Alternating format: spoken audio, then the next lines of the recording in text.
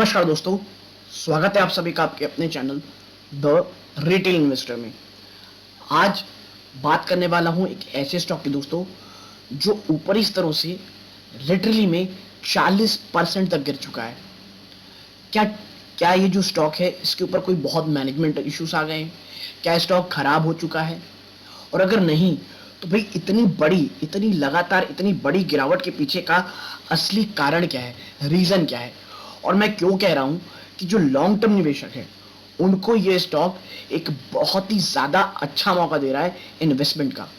और देखिए, मैं ये नहीं कहता कि यहां से स्टॉक गिरेगा नहीं, कि जहां मैं बोला था ये स्टॉक आपको मिल सकता है, ये वहां आसपास वापस आ रहा है। वापस तो नहीं कहना चाहिए, वहां आ रहा है। लगातार गिरावट जारी है दोस्तों। कौन सा ये स्टॉक है, क्यों मैं कह रहा हूं लॉन्ग टर्म निवेशकों के लिए बहुत अच्छा हो सकता है? और हाँ, ये मौका मुझे लगता है अभी आपको वाकई लंबे समय तक मिलता रहेगा और थोड़ी डाउन साइड अभी और बची हुई है। इसीलिए वो निवेशक जो लॉन्ग टर्म के लिए बहुत सीरियस हो, एसआईपी मोड के लिए एक स्टॉक ढूंढ रहे हो और एक 3 से 5 साल का नजरिया हो। और मैं 3 से 5 साल इसलिए कह रहा हूं दोस्तों क्योंकि मेरी नजरों में ना लॉन्ग टर्म इन्वेस्टमेंट एटलीस्ट 3 साल की होती है। ठीक है, आपको शॉर्ट टर्म में थोड़े चैलेंज और देखने मिल सकते हैं, थोड़ी सी प्रॉब्लम और देखने मिल सकती है, लेकिन अगर आप उन चीजों को देख लेंगे, अगर उन चीजों को आप वाकई में सॉर्ट आउट कर लेंगे, अपनी साइकी मजबूत रखेंगे उस गिरावट के दौरान और आराम आराम से एक्यूमुलेट करते रहेंगे, मुझे नहीं लगता इससे अच्छा स्टॉक आपको लॉन्ग टर्म में अभी मिल रहा है इस सेक्टर का। क्या है वो स्टॉक बताऊंगा, लेकिन आगे बढ़ने से पहले दोस्तों प्लीज सब्सक्राइब जरूर कर दीजिए इस चैनल को, ताकि ऐसे ही स्टॉक स्पेसिफिक और लॉन्ग टर्म इन्वेस्टमेंट के लिए आपको अच्छे स्टॉक मिलते रहें। ठीक है, सेकंड, ऑल नोटिफिकेशन को जरूर क्लिक कीजिएगा, क्योंकि कई बार ऑल नोटिफिकेशन में आप क्लिक नहीं करते हैं और आपको इंपॉर्टेंट जो स्टॉक स्पेसिफिक होते हैं वीडियोस वो मिस कर जाते हैं आप। इसीलिए प्लीज क्लिक जरूर कीजिएगा ऑल नोटिफिकेशन को। अगर ऑलरेडी सब्सक्राइब है तो भी जाके देखिए कि आपने ऑल नोटिफिकेशन को सब्सक्राइब किया है या नहीं। अगर नहीं किया है तो प्लीज करें। अब सीधा लेके चलूंगा मैं आपको स्टॉक के पास।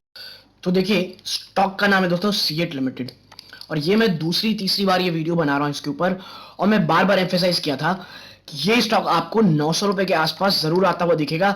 आप हड़बड़ाइए मत स्टॉक को खरीदने में, और कहा था जब आए तो खरीदें या एसआईपी मोड में लें। और अब देखिए 900 के आसपास ये आपको दिख रहा है।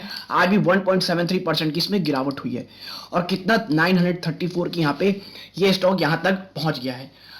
तो देखिए, सबसे पहली चीज देखिए, मैं क्यों बोल रहा हूँ कि 40% तक ये स्टॉक गिर चुका है। मैं अगर आपको पिछले 1 साल का डेटा दिखाऊं, आप देखिए ये रहा ऊपरी स्तरों से आप देखेंगे तो देखिए ये स्टॉक 41% यानी 40% से ज्यादा टूट चुका है। तो ये गिरावट हुई क्यों? तो देखिए, इस गिरावट होने का कारण बहुत सारे दोस्तों। रीजन नंबर 1 वो है दोस्तों, जो है ना, वो है डिमांड में कमी। ठीक है, डिमांड में कमी। देखिए, टायर्स का 2 बिजनेस होता है, एक रिप्लेसमेंट बिजनेस और दूसरा जो गाड़ियों के साथ जो आता है बिजनेस। तो जो पिछला क्वार्टर गया ना, वो रिप्लेसमेंट प्लस डिमांड दोनों ही बिजनेस में बहुत बड़ा डेंट देखने मिला हमको, जिसके कारण आपको याद होगा सीएट ने लास्ट जो क्वार्टर रिजल्ट गया था वहां पे लॉस बुक किया था दोस्तों। और यही चीज इस स्टॉक को ऊपरी स्तरों से इतनी भयंकर गिरावट दिखा रहा है दोस्तों ये। ठीक है, अब दोनों ही चीज हुई तो ऑटो स्टॉक में क्यों नहीं, कह लीजिए जो डिमांड है वो क्यों नहीं आई? जब भाई गाड़ियां ही नहीं बिकेंगी दोस्तों तो ये टायर इंडस्ट्री आगे कैसे बढ़ेगी? आप देखिए, जो ऑटो इंडस्ट्री है 2 व्हीलर की, उसे बहुत ज्यादा डेंट पड़ा हुआ है। आप देखिए जो 4 व्हीलर है, जो पैसेंजर व्हीकल है 4 व्हीलर, वहां पे डिमांड इतनी ज्यादा, वहां डिमांड होने के बावजूद वो सप्लाई ही नहीं कर पा रहे हैं। क्यों? सेमीकंडक्टर के इशू चल रहे हैं वहां पे। तो जो डिमांड प्लस रिप्लेसमेंट जो रहती है, ठीक है, रिप्लेसमेंट जो बिजनेस होता है वो दोनों में ही डेंट हुआ। ये हो गया आपका सबसे पहला कारण। ठीक है, दूसरा कारण जो सबसे ज्यादा ऑब्वियस है वो है दोस्तों इनपुट कॉस्ट। ठीक है, जो इनपुट कॉस्ट है ना, उसमें इतनी ज्यादा मैं कह सकता हूं अनप्रेसिडेंटेड बढ़ोतरी हो रही है प्राइसेस में रॉ मटेरियल के। चाहे वो आप देख लीजिए रबड़ हो, ठीक है, चाहे वो रबर हो, चाहे वो क्रूड ऑयल हो। ठीक है, दोनों इसके डायरेक्ट रॉ मटेरियल हैं या इनडायरेक्ट रॉ मटेरियल है। आप देखिए जो क्रूड ऑयल है उसमें तो पिछले 1-2 महीनों में 40%, 40% से ज्यादा दोस्तों बढ़ोतरी हुई है। और आपको पता ही है कच्चा तेल के दाम क्यों बढ़ रहे हैं, और इससे जो है क्रूड ऑयल में तेजी देख रहे हैं, जो आप कह लीजिए अब रबड़ में तेजी देख रहे हैं, ये डराने की चीज नहीं है। इससे ज्यादा डरावनी चीज ये है कि ये नीचे नहीं आने वाले लंबे समय तक। तो जो ये दोनों ही चीजें दोस्तों, रॉ मटेरियल आपको पता होगा $100 प्रति बैरल को तोड़ करके ऊपर सस्टेन करके अब लगभग $120 को भी तोड़ के ऊपर ट्रेड कर रहा था लास्ट टाइम जब मैं गया था। अभी करंटली 1-2 दिन में मैंने नहीं देखा है, सस्टेन कर रहा है। हाँ, इतना मैं कह सकता हूँ अभी भी $100-125 के, $100-110 के शायद ऊपर ही है। तो ये ऐसा है कि ये बेस बना चुका है दोस्तों अब 120, 110, $100 के आसपास। और इतनी भयंकर कह लीजिए आप इन्फ्लेशन, ये टायर इंडस्ट्री उठाएंगी कैसे? आप सीधा पास ऑन तो करोगे नहीं अपने कस्टमर्स पे, क्योंकि अगर आप करोगे सीधा डेंट आपको आपकी खपत पे दिखाई देगा, जो आपके सेल्स के नंबर है वो बैठेंगे। तो भाई ये जो है आप कह लीजिए जो क्रूड ऑयल है, जो बढ़ोतरी हो रही है, जो इनपुट कॉस्ट है, ये आप धीरे धीरे स्टैगर्ड वे में पास ऑन करोगे। लेकिन आने वाला इसी कारण जो Q4 है और जो Q1 है, आने वाले 1-2 क्वार्टर आपको ये स्टॉक ऐसे ही अंडर परफॉर्मेंस में दिखेंगे। ठीक है, ये प्रॉब्लम मिस हो गई। तीसरी प्रॉब्लम क्या है? तो देखिए तीसरी प्रॉब्लम वही है कि भैया जो माल है ना, जो बॉटम लाइन है, जो मार्जिन है, वो बड़े श्रिंक होने के चांसेस है, क्योंकि इतनी ज़्यादा इनपुट कॉस्ट बढ़ रही है, जिसके कारण आप देख लीजिए जो मार्जिन है, बॉटम लाइन है, वो बहुत बुरी कदर से डैन खाएगा। इन्फ्लेशन अपने चरम सीमा पे, आपको एम्प्लॉयज़ को पैसे देने ही हैं, और अब तो एम्प्लॉय कॉस्ट भी आप देखेंगी बढ़ती हुई दिखाई देगी, क्योंकि इन्फ्लेशन जो है वो बहुत तेज़ी से बढ़ा है दोस्तों। ठीक है, तो ये इतने सारे चैलेंजेस थे, यही कारण था कि जो ऊपरी स्तरों से आप देखिए, ये अगर इसका मैं 52 वीक हाई दिखाऊं 1620 है दोस्तों, तो आप देख रहे हैं कि 1620 से टूट करके ये स्टॉक आज आपको कितने मिल रहा है, 930 के आसपास। तो ये जो इतनी भयंकर गिरावट है, लगभग आप कह लीजिए 40-42% की, ये इतनी गिरावट दिखा चुका है। तो क्या सब खराब है? तो निवेश की बात क्यों कर रहा हूं? क्योंकि देखिए अब मैं बताता हूं इसमें निवेश फॉर अ लॉन्गर टर्म मैं क्यों कह रहा हूं आपसे। देखिए सबसे पहली चीज, वर्स्ट इज ओवर।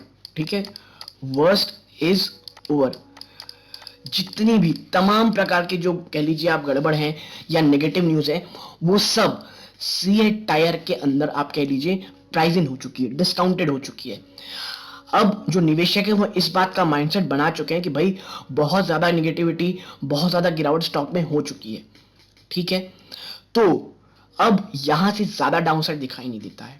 ठीक है, 40-42% की गिरावट हो चुकी है, चाहे वो लॉस हो गया इस कंपनी ने जो पिछले क्वार्टर में प्राइसिंग किया था। सेकंड चीज आप कह लीजिए जो टायर इंडस्ट्री है उसमें बिल्कुल डिमांड ही नहीं दिखी। ये तमाम चीजें, तमाम प्रकार की चीजें प्राइसिंग हो चुकी हैं। ये तो बात होगी, फर्स्ट केस ओवर हो चुका है। दूसरा चीज ये है कि भाई जो कमर्शियल व्हीकल है ना दोस्तों, सेकंड चीज ये है जो कमर्शियल व्हीकल है, इसमें एक कह लीजिए आप डिमांड जो है वो बढ़ती हुई दिखाई दे रही है, और बड़ी तेजी से बढ़ती हुई दिखाई दे रही है। ठीक है, तो आने वाला समय टायर इंडस्ट्री अच्छा हो सकता है। और अब तब मैं आपको बता दूं कि अब सब चीजें देखिए दोस्तों, जो पैसेंजर व्हीकल है, इन तमाम जो टू व्हीलर व्हीकल है, इन सब की चीजें ठीक हो चुकी हैं। ठीक है, तो अब इससे ज्यादा गिरावट क्या ही होगी। ठीक है, और इसीलिए मैं कह रहा हूं आपको ये स्टॉक अब एसआईपी मोड में लेने लायक हो सकता है। ठीक है, लेकिन प्लीज ये याद रखिए अभी भी लॉन्ग टर्म में इस कंपनी और पूरी इंडस्ट्री के सामने काफी बड़े बड़े चैलेंजेस हैं दोस्तों। ठीक है, और आगे आप देखिए कुछ अच्छी news, Skoda Slavia to roll on CEAT tyres. जो स्कोडा स्लाविया है देखिए फोक्सवैगन की, वो अब सीएट टायर्स में चलेंगी। ये एक अच्छी न्यूज है सीएट टायर के लिए। ठीक, नेक्स्ट मैं आपको दिखाऊं तो देखिए आईसीआईसीआई सिक्योरिटीज ने, ये देखिए 2 मार्च का है, इसको 1273 का टारगेट दिया है दोस्तों, 1273 का यहाँ का टारगेट दिया हुआ है, यानी कि टारगेट अभी भी ऊपर है। और देखिए मैं इसीलिए कह रहा हूँ कि तमाम जो कह लीजिए आप जो भी वर्स्ट केस चीजें थी, जो वर्स्ट केस सिनेरियोस थे, वो सभी अब प्राइस इन हो चुके हैं। आप याद रखिए कि धीरे धीरे से एक्यूमुलेट कीजिएगा, लेकिन लेवल्स कौन से हो सकते हैं? तो देखिए अभी अगर 900 के आसपास ये तोड़ता है तो आप देखिए 905 इसका पहला सपोर्ट है दोस्तों। कितना पहला सपोर्ट है? देखिए ये मंथली बेसिस पे है दोस्तों। ठीक है, इसलिए मूविंग एवरेज, टेक्निकल इंडिकेटर सब बेयरिश है। 905 अगर टूटता है तो नेक्स्ट देखिए आप 833 है। ठीक है 833। और ये देखिए दोनों ही समय, चाहे वो क्लासिक हो चाहे वो फिबोनाची हो, दोनों के लिए 830 के आसपास का एक बहुत ही ज्यादा तगड़ा सपोर्ट है। और मुझे भी लगता है कि अगर 900 तोड़ता है तो 830 के आसपास ये इतने अच्छे लेवल दिखा सकता है जहां पे लॉन्ग टर्म के लिए हम इसमें खरीदारी की सोच सकते हैं दोस्तों। ठीक है, थर्ड क्या है, तो भाई थर्ड है 730 रुपए। ठीक है, थर्ड है कितना, 730 रुपए। तो ये भी इसके बाद अगर टूटता है 830 के आसपास तो ये 730 जा सकता है, लेकिन मुझे मैं बताऊं पर्सनली मुझे नहीं लगता 730 से पहुंचेगा। ठीक है, और आप देखिए जो 700 रुपए, 700 रुपीज, वो इसका 200 EMI है 698।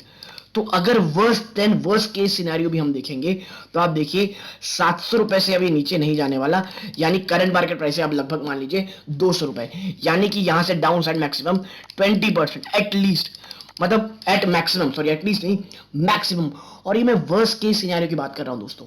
ठीक है, क्योंकि देखिए क्रूड ऑयल के दाम, कच्चे तेल की कीमत नीचे आने वाली है नहीं, इसीलिए इस सेक्टर में भी थोड़ा सा दबाव रह सकता है। लेकिन एसआईपी मोड में ले, हर 100 to 120 के आसपास अगर गिरावट हो तो एक्यूमुलेट कीजिए या वीकली बेसिस पे एसआईपी मोड में लीजिए।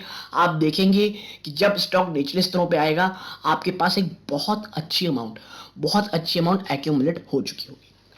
तो यदि आपको ये पूरा वीडियो पसंद आया हो प्लीज वीडियो को लाइक कीजिए, चैनल पहली बार आए प्लीज चैनल सब्सक्राइब कीजिएगा।